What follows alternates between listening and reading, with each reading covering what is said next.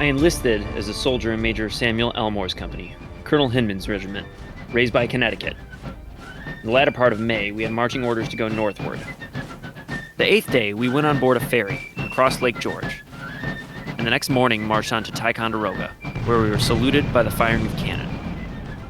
We stayed in garrison at this place for about a fortnight, when Major Elmore was ordered to march to Crown Point and take command there.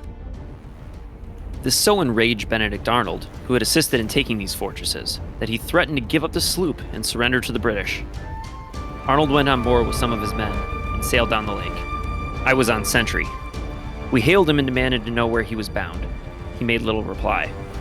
The gunner ordered him to drop anchor. He said that he would go to the proper anchoring place. The gunner again ordered him to go to the anchor immediately, or he would blow him through. Arnold then let go the anchor and walked to the deck for about an hour, in as great of a passion as I ever saw a man. From that time, I ever had a dislike to him. It was not surprising to me when he turned out to be the infamous traitor. We kept guard and sent scouts down the lake until about the 1st of September. On our return, we landed at Gilliland's Creek. Lieutenant Parmley sat talking to Gilliland while we fished.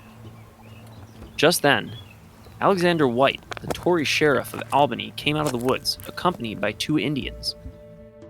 White was born and raised in Ireland.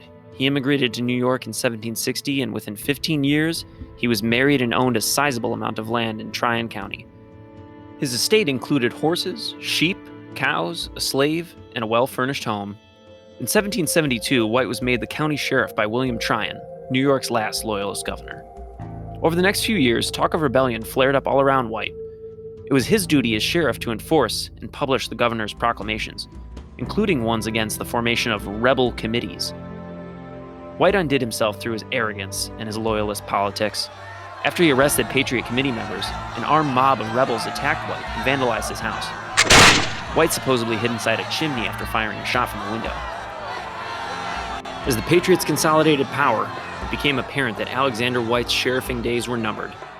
White decided it would be safer if he sought refuge in Canada. Unfortunately for him, he stumbled upon us on his way north.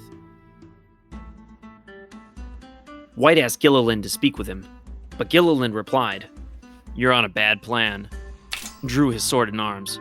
Lieutenant Parmley called us in, and we immediately came and surrounded them all.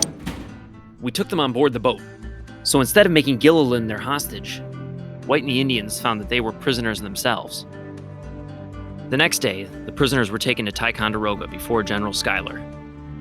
The general shook hands with the Indians, but when White offered to shake hands with the general, he said, "Damn you, don't offer your hand to me."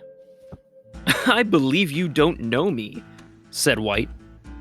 "I know you too well, by God," said the general. The Indians were discharged, and White was sent to Albany in chains.